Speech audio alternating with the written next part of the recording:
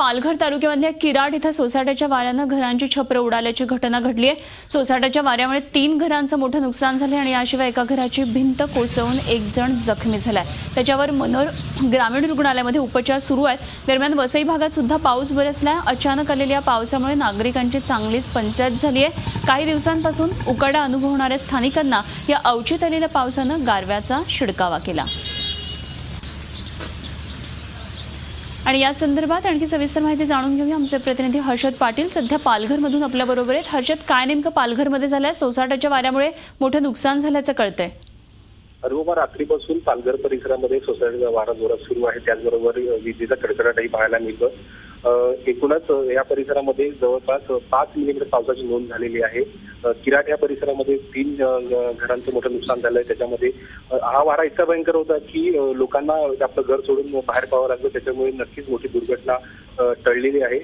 कारण ह्याच घरामध्ये एक भिंत कोसळून एक व्यक्ती जखमी झाली, तिच्यावर तिथे उपचार सुरू आहेत। एकूणच परिसरामध्ये शेतीचं नुकसान झालेलं आहे, त्याचबरोबर वीज पुरवठा सुद्धा खंडित झालेला आहे। सध्या तरी वाऱ्याचं प्रमाण थांबलेलं आहे। थोडंसं पावसाचंही वातावरण जरी दिसत असलं तरी सध्या सूर्यप्रकाशने सूर्यदेवताने दर्शन दिलेलं आहे। अनुभवा, धन्यवाद दिलेल्या माहितीबद्दल हर्षद पाटील आमचे प्रतिनिधी आपल्याबरोबर होते। तर अशीच काहीशी परिस्थिती ठाण्यामध्ये सुद्धा आहे। खरं तर आज बघतोय आपण राज्यभरामध्ये, मुंबईसह राज्यभरात सगळीकडेच पावसाच्या धारा बरसतात। ठाण्यामध्ये सुद्धा असंच काहीसं चित्र आहे। अंधारून आलेलं दृश्य आज ठाण्यामध्ये पाहायला मिळतंय। ठाणे, कल्याण, डोंबिवली, बदलापूरमध्ये सुद्धा पावसाच्या सरी आहेत। काय एकंदरीतच ठाण्यामधलं वातावरण आहे जाणून घेऊया। आमचे प्रतिनिधी कपिल राऊत सध्या आपल्या बरोबर आहेत। कपिल, ठाण्यामध्ये सुद्धा पाऊस पडतोय अशी बातमी आहे, काय नेमकं सध्याचं वातावरण आहे? नक्कीच अनुपमा, आज सकाळीच ढगाळ वातावरण झालं होतं आणि आज मात्र काही अर्धा तासापूर्वी ठाण्यामध्ये जोरदार पाऊस सुरू झालेला आहे। आपण दृश्यामध्ये पाहू शकतो। त्यामुळे जे चाकरमानी त्यांची तारांबळ उडाली होती, कारण की छत्री नाही, रेनकोट नाही आणि जायचं कसं हा एक मोठा प्रश्न होता।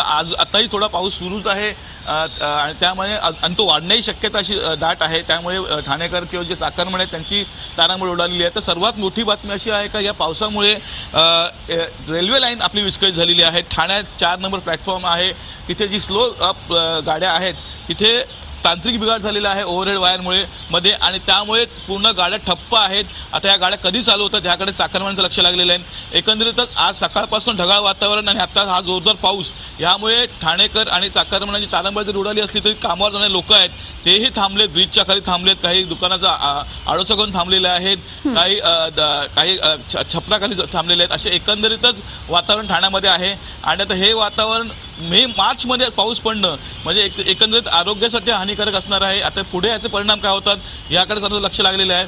दुसरीकडे रेल्वे लाईन विस्कळीत आहे, ती कधी चालू होते याकडे सर्व प्रवाशांचे लक्ष लागले आहे। अनुपमा, एकंदरीतच कपिल, जे पावसाळ्यामध्ये वातावरण आपल्याला जून, जुलै, ऑगस्ट मध्ये जे वातावरण दिसतं ते आता मार्च मध्ये दिसायला लागलेले असं म्हणायला हरकत नाही। आपणही छत्री घेऊन आहात, निश्चितच ठाण्यामध्ये पाऊस आहे, रेल्वे लाईन विस्कळीत झालेली आहे। कपिल, धन्यवाद दिलेल्या सगळ्या सविस्तर माहिती।